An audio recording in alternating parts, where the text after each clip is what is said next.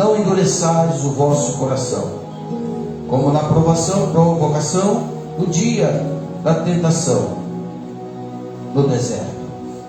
Se hoje ouvir a voz do Senhor, não endureça o vosso coração. Hoje é dia de fazer um balanço nas nossas vidas e ver o nosso saldo com Deus. Ver saldo com Deus é fácil. Ou não é fácil ver saldo com Deus? É muito fácil ver o saldo com Deus, se nós temos saldo ou não.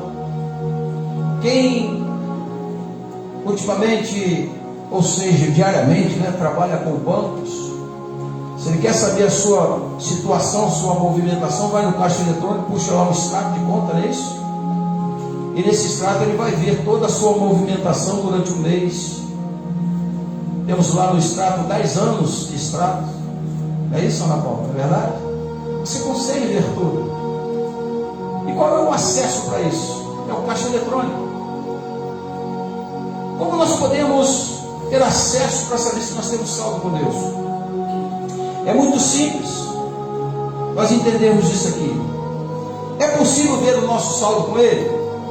Sim ou não? Sim. Nós vamos começar vendo o nosso saldo com Deus por aí. Preste bem atenção. O primeiro passo para você ver o seu saldo com Deus é ver os seus saldos nos seus sonhos. Se você tem conseguido conquistar em Deus os seus sonhos, pode ter certeza que você tem credibilidade com Ele. Você consegue descobrir se você tem saldo com Deus quando você começa a conquistar os seus sonhos. Quando as coisas começam a acontecer, você pode saber que Deus tem algo na sua vida através daquilo que Ele fez para você.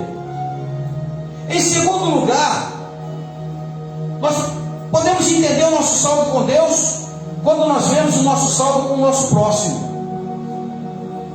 Por que o nosso próximo, pastor? Porque a Bíblia diz: ama o teu próximo como? E isto é mandamento do Senhor. Em segundo lugar, você conhece o seu saldo se você tem seu saldo com o teu próximo. Em terceiro lugar, quantos amigos eu fiz? Quantos amigos eu perdi? Saldo com Deus. Preste bem atenção, irmãos. Em quarto lugar, nós não devemos perder tempo com a nossa vida aqui sobre a terra.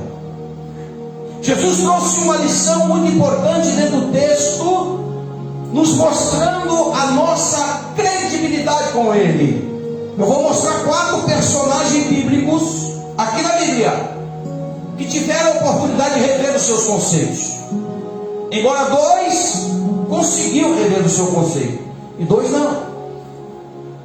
Quando eu olho para o texto, eu começo a perceber que a palavra de Deus, ela afirma que há tempo para tudo. Eclesiastes capítulo 3, coloca aqui para mim, por favor. A Bíblia vem dizer que há tempo para tudo. Tempo para nascer. Vamos lá. Tudo tem o seu tempo determinado e há tempo para todo propósito debaixo do versículo 2. Tempo para nascer e tempo para morrer. Olha para cá. Qual é o tempo de uma gestação de uma mulher? Qual é o prazo que a mulher tem para ganhar criança? Quantos meses? Se passar de 9 meses, o que vai acontecer? Sobrevive?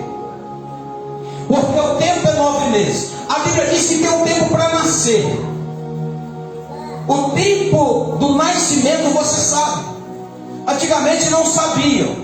Hoje a tecnologia lhe dá direito de você descobrir quando a criança vai nascer. Você vai para uma sonografia e começa a ver todo o andamento da criança. O médico já vai marcar a tua cesárea para tal dia ser assim. Tal dia ser assim, a tua criança vai nascer. Mas antigamente não tinha isso, porque era parte normal. A pessoa passava mal e ia para a parte quarto, ele ia lá fazer o quarto. Então não tinha um dia específico. Estava dentro de um prazo, mas não tinha um dia específico. Mas a Bíblia diz que tem tempo para nascer. Você sabe hoje o dia que nasce uma criança. Amém? Amém ou não amém? Você sabe. Mas você sabe o dia que você vai morrer? Mas há um tempo específico de Deus na tua vida para o nascimento, crescimento, desenvolvimento, velhice e a morte. Ao tempo de Deus. Dentre esse tempo, do nascimento até a morte, muitas coisas vão acontecer. Correto? Como nós podemos observar esse tempo? Porque Deus não fez o homem para ser lançado no abismo. Deus fez o homem para morar no céu. Quando Deus fez Adão e Eva e colocou ele em um determinado lugar, qual foi o lugar que Deus colocou Adão e Eva? Aonde? E qual o nome do paraíso? Qual o nome do paraíso, irmão? Jardim do Éden. Quando fala em jardim, fala em flores, beleza, fala em coisas boas e não coisas ruins. Então Deus colocou o homem no jardim, dizendo: eu vou fazer o homem para morar no céu e não para viver no abismo. E o tempo de nascer e o tempo de morrer é o tempo que você tem de rever os seus conceitos. Irmãos, existem dois caminhos. Queira ou não, nós queremos concordar ou discordar. Só existe dois caminhos, um para o céu e outro para o abismo. Não existe atalho. Então Deus preparou o paraíso para o homem. E quando o grande sábio Salomão descreve das suas palavras no capítulo 3, versículo 2, ele diz que há tempo para nascer, mas há o tempo para morrer. Ei, olha para cá. O tempo de nascer pertence a nós sabermos, mas o tempo de morrer só pertence a Ele. A Bíblia diz que Ele mesmo diz: nem eu, filho, nem os anjos, mas somente meu Pai sabe o dia em que eu vou voltar para buscar a minha igreja. Entre esse período do arrebatamento da igreja, existe ali o período da morte, onde o homem tem que enfrentar. O homem, o ser humano, vai ter que enfrentar a morte de qualquer maneira. É sentenciado por Deus. O homem nasce, ele cresce, ele vive e ele tem que passar pelo crivo da morte. Mas existe aqui uma esperança para os salvos em Cristo Jesus, aqueles que têm convicção na tua salvação, que não vai provar a morte. A Bíblia diz, Paulo aos Tessalonicenses diz que nem todos nós provaremos a morte, mas seremos transformados em um abrir e fechar de olho e encontraremos com o Senhor nos ares. Isso é Bíblia, não sou eu que estou dizendo. Prosseguindo aqui, rever os conceitos com Deus. Não, nós não podemos, irmãos, argumentar que nós não temos tempo. Podemos? Podemos argumentar que nós não temos tempo? Podemos argumentar que nós não temos tempo para Deus? Nós temos base para nos argumentar que não temos tempo para Deus? Preste bem atenção. Neste ano de 2022, 12 meses compõe o ano, 52 semanas compõe o ano, 365 dias compõe o ano, 8.760 horas, 60 horas, 525.600 minutos, 32.536 segundos. Durante todo esse tempo, Deus não dormiu, Deus não cochilou para atender a sua necessidade. Está entendendo aqui, meus irmãos? Esse tempo todo que eu disse disse aqui, Deus não dormiu e nem cochilou. Quando você bate na porta de Deus, através da tua oração, Ele abre a porta e abre a janela e derrama a bênção sobre a tua vida. Será que nesse tempo nós não temos tempo para Deus? Mas Ele teve tempo para nós, Ele tem tempo para você. Você está aqui porque você é um milagre de Deus. Você é um milagre do Senhor. Esse fôlego de vida que você respira aí, é Ele que deu. Aleluia. Nós não somos ninguém não, irmão. Você não é ninguém não. Você é dependente exclusivamente da graça de Deus para viver. Durante todo esse tempo Deus não dormiu. E o salmista no capítulo 121, versículo 3 e 4, a Bíblia diz assim: não deixará vacilar o teu pé aquele que te guarda, ou não tosquenejará. Versículo 4: eis que não tosquenejará, nem dormirá o guarda de. E quem é o guarda de Israel, irmãos? É Deus na tua vida. Ele não tosquenejará e nem dormirá. Ele está atento aos teus passos. Ele está atento aonde você anda. Pergunto eu, Ele tem tempo para você e você não tem tempo para Ele? Precisamos rever os nossos conceitos. Nós temos tempo suficiente para trabalhar, para fazer os nossos afazeres, para fazer tudo aquilo que queremos. Mas temos um tempo também que nós temos que reservar para Deus. Nós temos que ter um tempo para reservar para Ele. Quando estamos em perigo, a primeira coisa que nós tentamos é pelo nome dEle. O Cassiano deu um testemunho aqui, que Deus deu um livramento ele na estrada, que quando ele estava com o carro, me parece rodando, não é isso? Ele diz: meu Deus, tem misericórdia. Como é que nessas horas lembra de Deus e não tem tempo para Ele? Queridos, precisamos rever nossos conceitos. E a igreja do Senhor precisa despertar, irmãos. Quantos podiam estar aqui hoje, estar muitas das vezes nos eventos lá fora? Estão vivendo um momento de orgia, momentos que Deus não se agrada, precisa ver o seu conceito, mas quando está quase morrendo, pede o pastor para orar por mim. Eu estou precisando. Ajuda. Eu fiquei muito feliz ontem. Eu fui fazendo uma visita a um senhor que está desviado do evangelho há muitos anos, 70 e poucos anos, né, Lili? Nós começamos a conversar com ele. Ele deve estar nos assistindo aí. E quando nós começamos ali conversar, o Espírito de Deus disse para mim: oferece a oportunidade para ele voltar. E quando eu ofereci Jesus para ele voltar, ele voltou chorando, lágrimas descendo dos olhos. Rever os conceitos é você voltar atrás. Rever conceito é você buscar lá no fim, e trazer para o princípio a sua vida, e fazer uma análise, tirar tudo aquilo que não pertence a Deus e servir a Ele. Irmão, nós estamos vivendo dias terríveis, dias maus, mas Jesus está às portas para buscar a igreja. Eu estava tomando banho para vir para a igreja. Eu comecei a pensar na vida de Jesus. Eu falei: Senhor, a sua vida vai ser tão interessante. E comecei a pensar, de repente estou aqui me enxugando para mudar roupa para ir para a igreja. De repente eu desapareço aqui, a toalha cai no chão, e vão me procurar, não vão me encontrar. O arrebatamento vai ser assim, irmão. Quando você não espera, é tomando banho, é dormindo, é no caminho, é em casa, é no trabalho, a igreja vai subir, a igreja vai embora.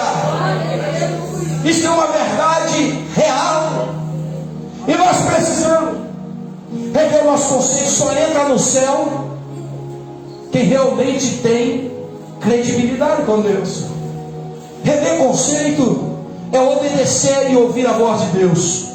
Rever conceito é largar as coisas que nos embaraçam. Paulo disse: não vos embaraceis com as coisas desse mundo. Não fique embaraçado com isso não. Essas coisas te levam você a perder tempo. Quanto tempo você tem dado para Deus? Quanto tempo eu, o pastor Samuel, tem dado para Deus? E ele não dorme. Chamamos o tempo para fazer tudo aquilo que nós queremos. Nós achamos tempo para tudo. Nós achamos tempo para lanchar, para passear com a família. Achamos tempo para viajar. Achamos tempo para ir para a praia. Achamos tempo para visitar a família. E muitas das vezes não achamos tempo para vir para a igreja. Por quê? E fazer a obra de Deus. Por quê? Estamos cansados. Não vou hoje não. A igreja pode ficar para amanhã. Quanto desse tempo você passou adorando a Deus? Quanto tempo você tirou hoje para falar com Deus? Quantos aqui dobrou o joelho, ou pelo menos sentado, deitado, orou ao Senhor pela tua vida hoje? Seja grato, meu irmão. Seja grato. Usa a gratidão com o Senhor que te deu vida, te deu oportunidade de viver, te deu saúde, te deu tranquilidade dentro da sua casa. Quantas pessoas não têm paz dentro do seu lar? Sabe por quê? Porque não convida Jesus para fazer parte da sua família. O dia mais importante da sua vida, irmãos, da minha vida, é hoje. O dia mais importante da sua vida é hoje. O dia mais importante da sua vida é hoje. Sabe por quê? Porque o dia de hoje chama-se presente. Se eu cantar o nome de qualquer irmão aqui, você vai dizer: presente, estou aqui. Presente significa hoje. Presente hoje. Agora vamos ver aqui algo que Deus nos deu e nos colocou no nosso coração. O dia de hoje é o presente. Não podemos mudar o passado. Preste atenção aqui. Não podemos mudar o passado. E nem adianta procurar mexer no futuro. O negócio é o presente. E esse presente é hoje. E se tem nome de presente, olha para cá, essa aqui é linda demais. Se tem o nome de presente, foi porque Deus te deu a oportunidade de receber um presente dele para viver no dia de hoje. Amanhã não nos pertence, futuro é Deus. O passado não adianta nós buscarmos. O que a palavra de Deus diz para o presente? Josué capítulo 3 versículo 5. A palavra para o presente, olha só. E disse Josué também ao povo: santificai. Termina aqui, irmãos, porque está muito fraco. Volta lá, vamos voltar um pouquinho. Disse Josué também ao povo: santificai. Por quê?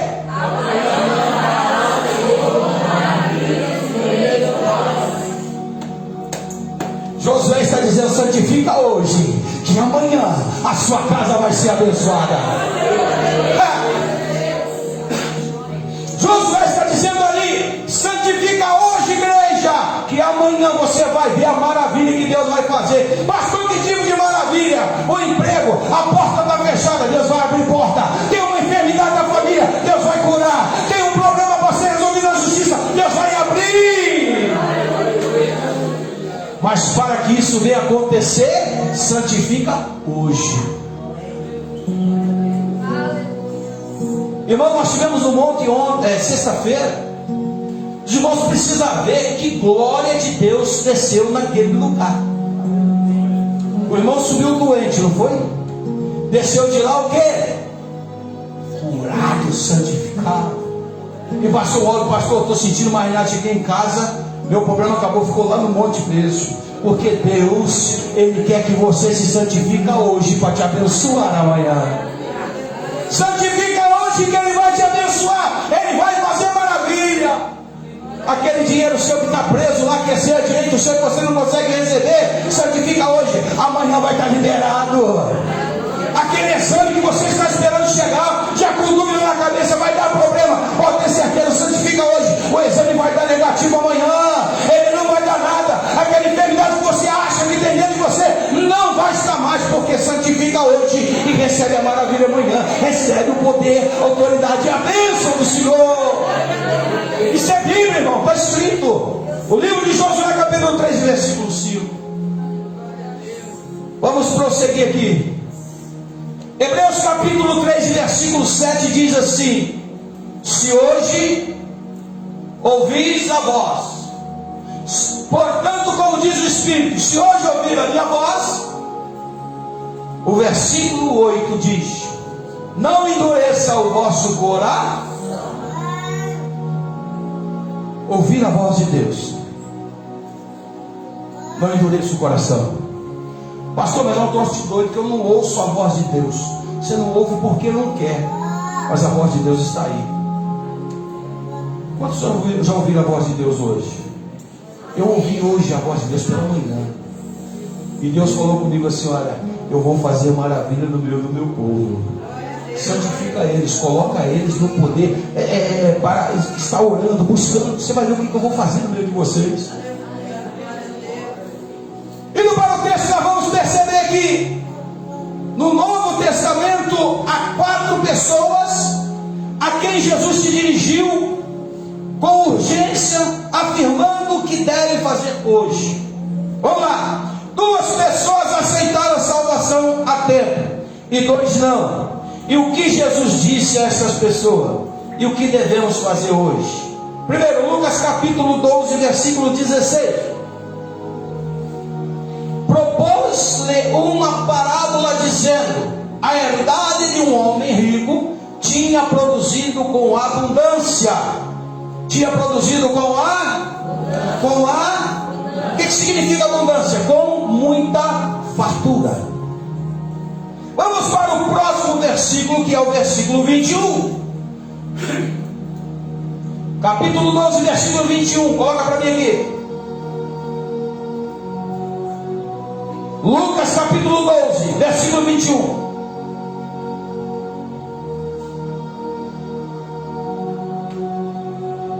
Assim é aquele que para si ajunta tesouro e não é rico para Deus. Volta ao 16.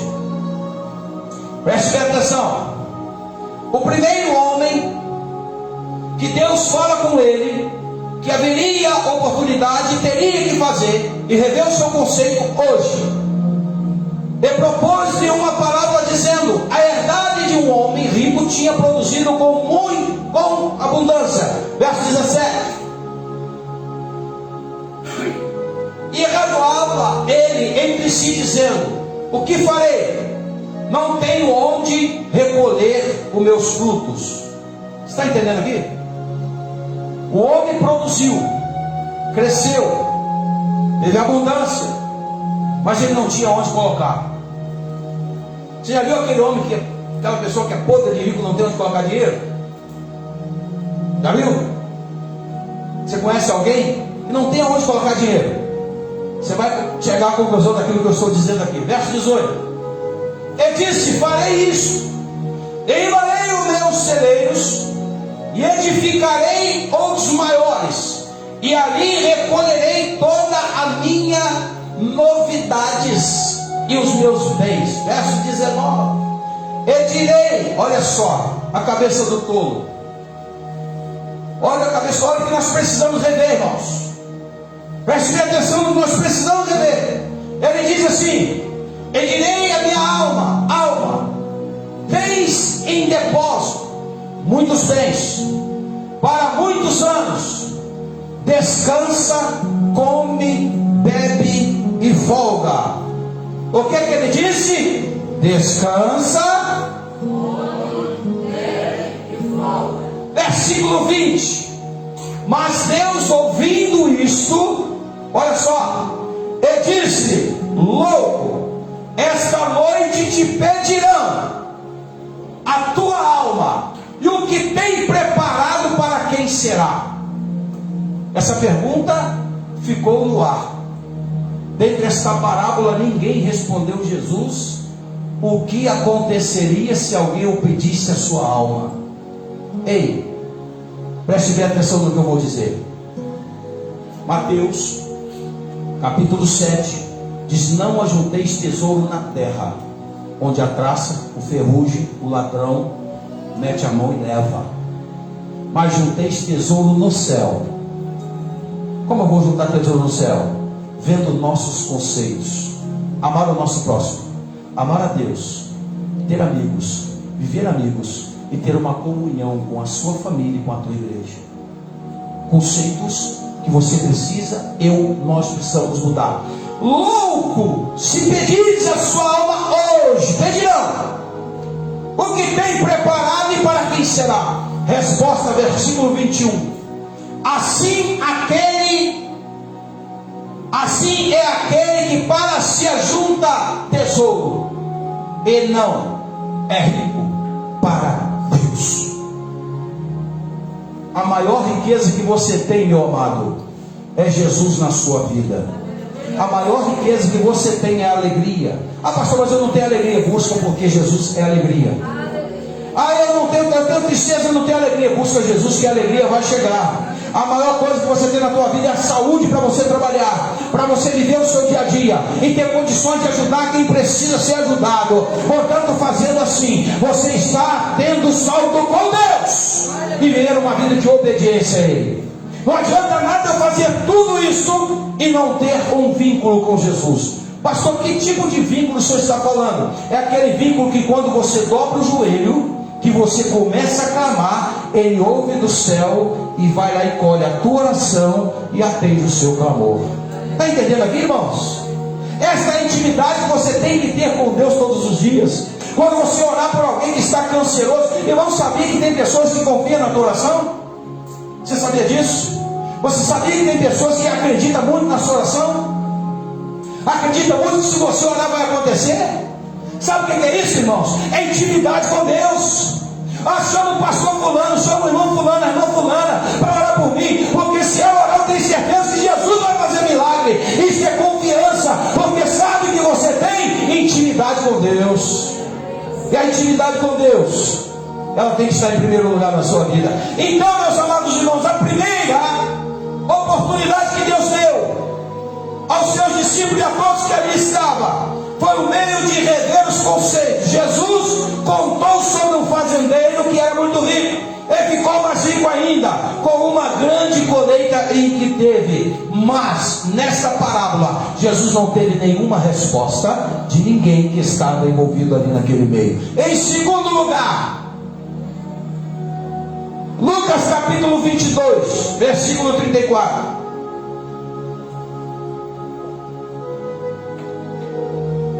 Mas ele disse: digo-te, Pedro, que não cantará hoje o galo antes que 3 vezes negue que me conheces. Repita aqui, por favor, para mim, irmãos. Vamos lá? 3. Mas ele disse: digo-te que não cantará hoje o galo antes que 3 vezes negue que me conheces. Vamos para o próximo versículo, versículo 60. E Pedro diz: homem, não sei o que diz. E logo estando ainda a falar, o que aconteceu? Cantou o. Vamos para o próximo versículo, versículo 62. Vamos para o 61. E virando-se, o Senhor olhou para Pedro, e Pedro lembrou-se da palavra do Senhor, como lhe tinha dito: antes que o galo cante hoje, me negará 3. Versículo 62. Saindo Pedro para fora, chorou.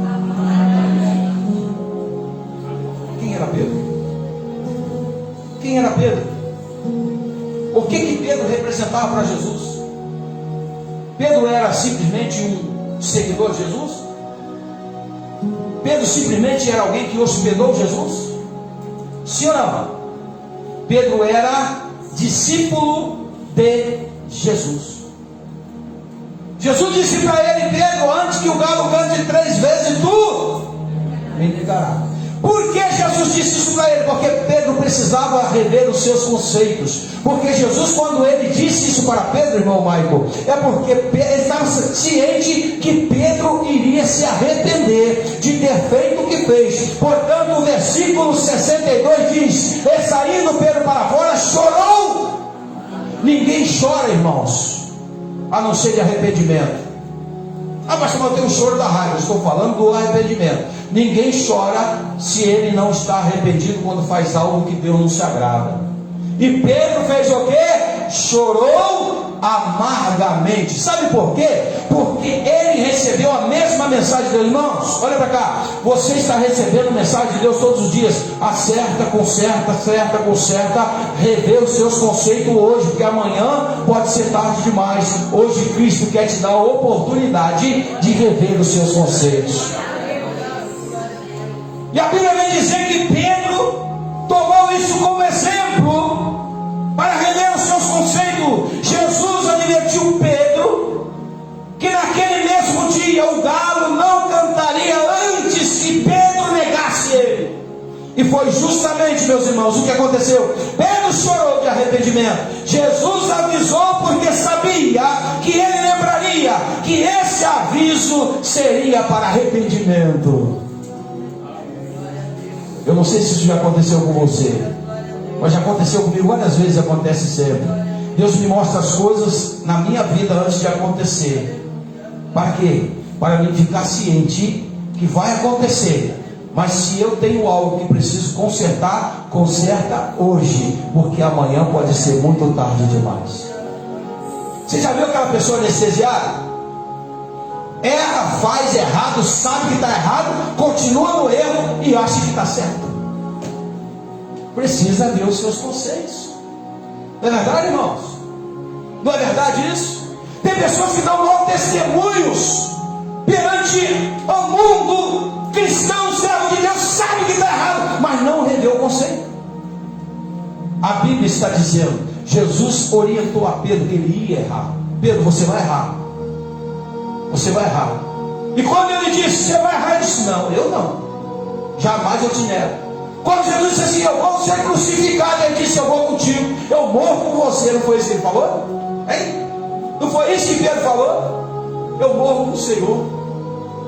Você morre comigo aqui, Pedro? Lá que você morre. Você não morre comigo, não? Morro. Morro sim.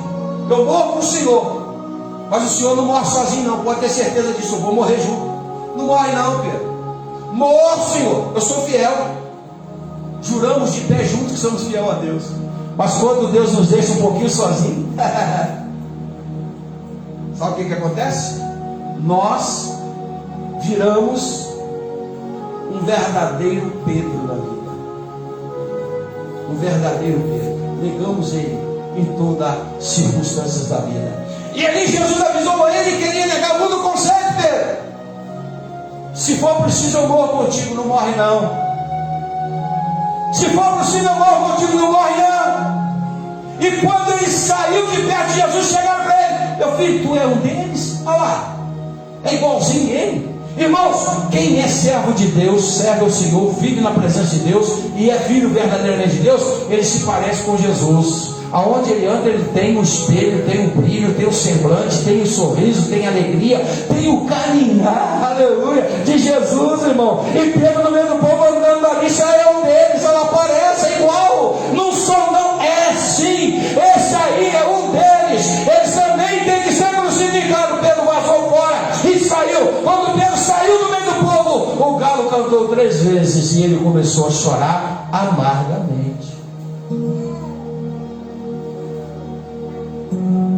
Vamos para o terceiro personagem, Lucas 19:1.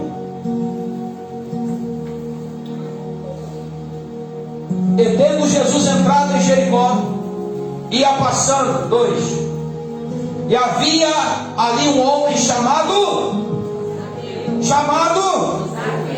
e ele era um chefe dos publicanos, e ele era 3.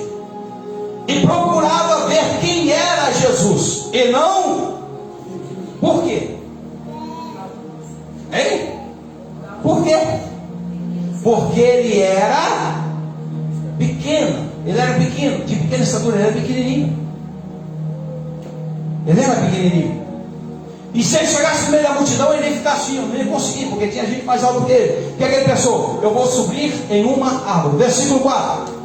E correndo diante, subiu a uma figueira brava, para ver por que havia de passar por ali. Figueira brava era uma figueira que tinha muita dificuldade o povo para subir, por devido ser o acesso muito difícil, e também era muito coberta de folhas, galhos, tudo juntos.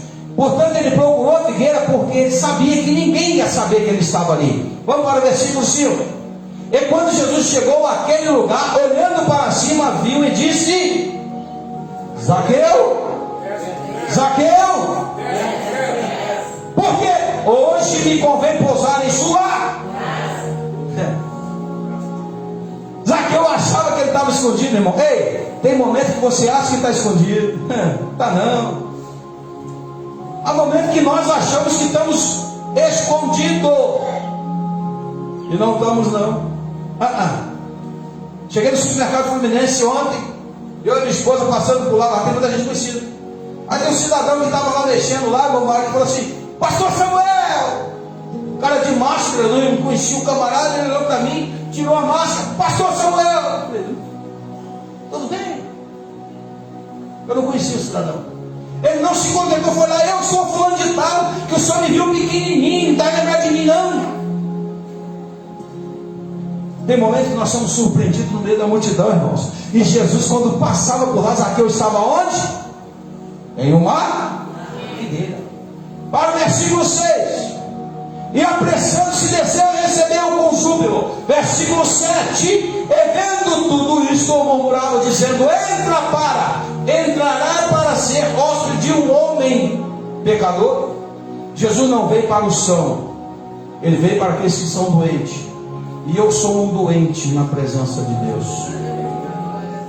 Se tem alguém que se considera perfeito e bom, você é privilegiado, mas eu sou carente da graça e da presença de Deus. Ele dizendo tudo isso, murmuravam, dizendo: entrará para ser hóspede de um homem pecador. Jesus entra na casa de qualquer um, basta tão somente você abrir a porta e deixar ele entrar na tua casa. Apocalipse capítulo 3 fala sobre uma igreja por nome Laodiceia. A igreja Laodiceia, João descreve que Jesus disse assim: eis que estou à porta e bato. Se alguém ouvir a minha voz, abrir a porta, entrarei em sua casa, com ele cearei e ele comigo. Para que Jesus venha entrar na sua casa, precisa que você abra a porta da tua casa. Zaqueu abriu a porta da casa. E ao abrir a porta da casa, ele foi questionado por alguém. Esse homem vai entrar na casa de alguém que é pecador e vai ser hóspede dele. Jesus disse assim: eu não vim buscar os doentes, eu não vim buscar os sãos, eu vim trazer remédio para os doentes. Irmãos, nós somos carentes do milagre de Deus todos os dias na nossa vida. Zaqueu queria ver quem era Jesus. Talvez, irmãos, fosse por curiosidade. Não é isso? Talvez fosse por curiosidade. Quantas pessoas hoje viajam quilômetros e quilômetros de curiosidade para saber quem é, ou para ver uma pessoa de perto? Não é isso? Curiosidade. Zaqueu tinha a mesma curiosidade. Sabe por quê? Porque Zaqueu ouvia dizer que Jesus curava, que Jesus libertava, que Jesus transformava, que Jesus curava, que Jesus ressuscitava de defunto. Então eu vou lá conferir se realmente é verdade. Mas eu não posso chegar perto desse homem, não. Eu sou pequenininho. O homem é inteligente para tudo, só não é inteligente para entrar no céu. Zaqueu teve a inteligência de subir em uma árvore, ficar lá em cima trepado, esperar Jesus passar. Eu vou estar aqui e ele não vai viver. Ei, olha para cá. Há muitos momentos da sua vida, da minha vida, que nós achamos que estamos sozinhos, fazemos coisas que Deus não se agrada, e achamos que ninguém está nos vendo. Mas a Bíblia diz, o salmista descreve em uma das suas palavras no salmo, dizendo: o Senhor procura os fiéis na terra. Então os olhos do Senhor estão sobre você, sobre mim e sobre nós. Precisamos vender o nosso conceito. Em quarto lugar, para terminar, nós temos aqui um homem que recebeu a salvação em Cristo na última hora. Zaqueu, ele teve o privilégio de ter a salvação, revendo os conceitos para ser salvo. Olhando para Pedro, revendo os conceitos do pecado em que ele havia cometido. Olhando para o homem rico, revendo os conceitos que as coisas materiais não é importante para a nossa vida espiritual. Ela pode ser importante para a material aqui, mas quando morrer, irmãos, você não leva nada. Toda a riqueza fica, carro importado, fazenda, mansões, casa, dinheiro, a conta do banco, fica por aí. Até a aliança que você tem no dedo, casado com a tua esposa, ela é arrancada na hora que você morre. Até a roupa que você vai vestir vai ter que ser escolhida por alguém. Quantas pessoas orgulhosas que nem não deixam a esposa escolher uma camisa para vestir. Quantas pessoas orgulhosas têm que não deixam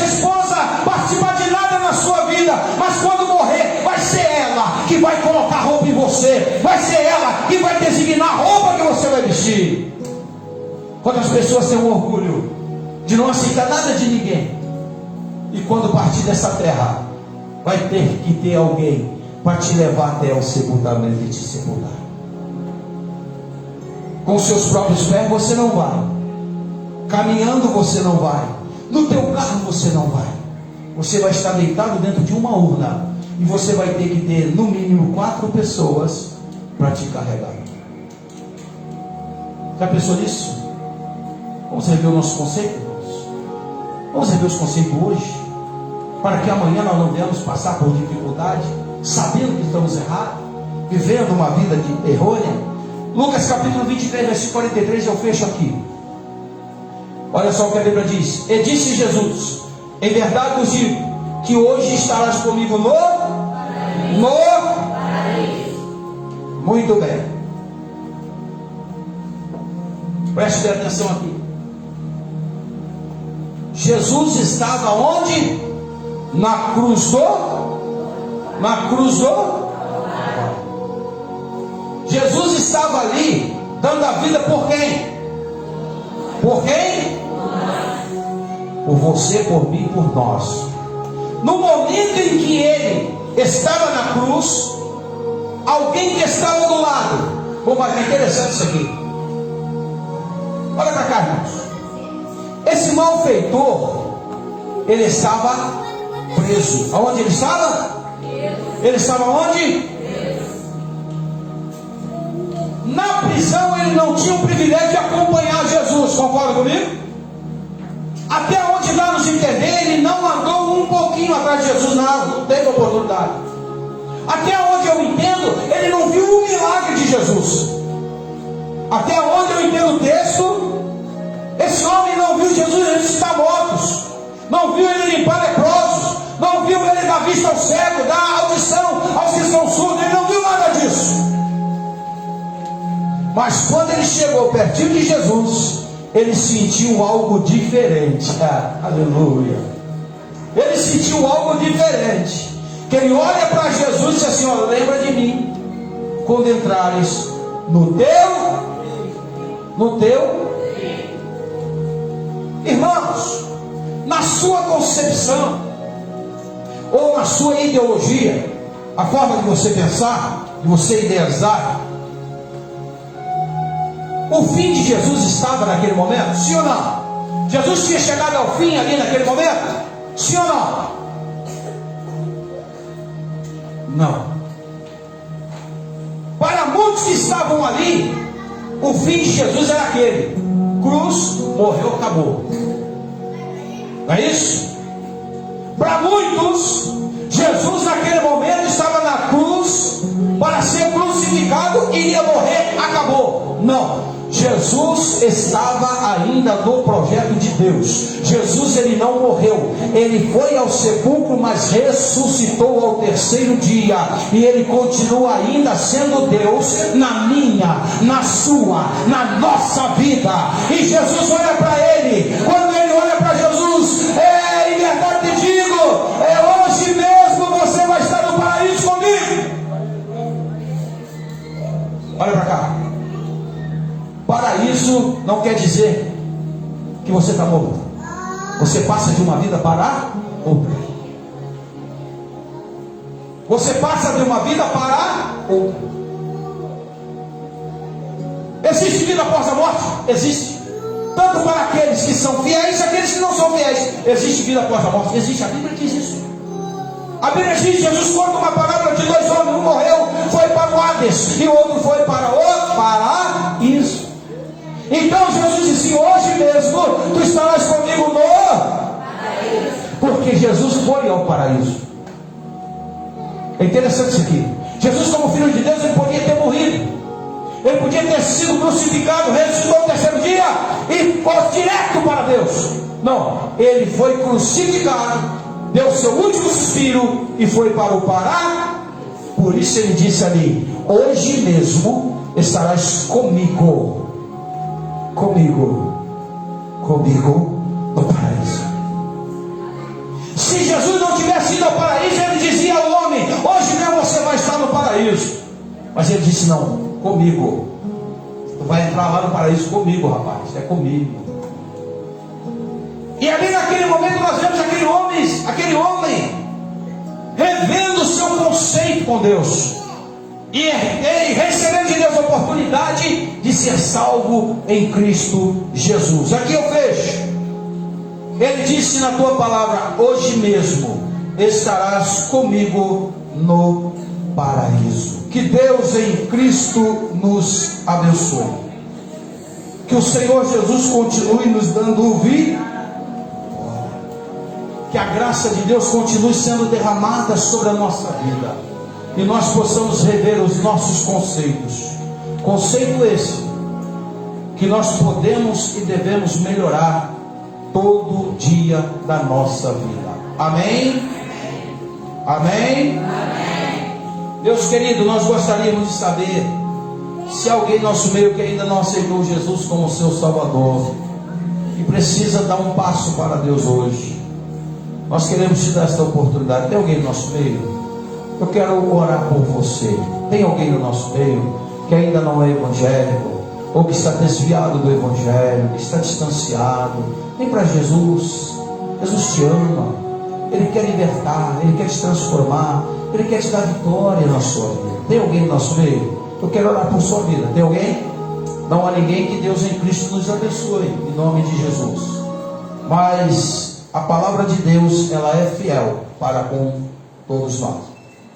Meus amados, amanhã, segunda-feira, nós temos aqui reunião e ensaio com as irmãs heroínas da fé. Amém? Amém? Amém? Amém. E temos também um ensaio com o grupo Atalaia de Cristo. Amém? Amém. Não, quero ver os atalaias. Amém? Amém? Amém? Está fraco. Os Atalaia amanhã. Amém? Amém. Você não faz ver esses atalaias não, olha. Fica quietinho aí. E vai ter um ensaio do grupo Atalaia de Cristo amanhã, a partir das 19 horas, aqui na igreja. E também das nossas irmãs. Quero pedir às irmãs, por favor, vamos nos curvarmos diante de Deus. Vem orar, irmão. Vem orar. Vem orar, porque Deus vai dar vitória para vocês. Ok? Deus vai dar vitória para vocês. Vem orar. Amanhã então nós temos ensaio e oração e ensaio com as irmãs. Terça-feira nós temos culto de ensino da palavra, estudo da Bíblia. Vem cá aprender um pouquinho da palavra de Deus. Eu também estou aprendendo todos os dias, todo momento. Eu preciso aprender mais. Então vem aprender junto comigo. Eu quero aprender e você vai aprender com certeza, porque eu também vou aprender. Amém? Terça-feira. Quarta-feira nós temos a oração anônima às 17 horas. Deixa, irmã Jacira, prossegue às 17.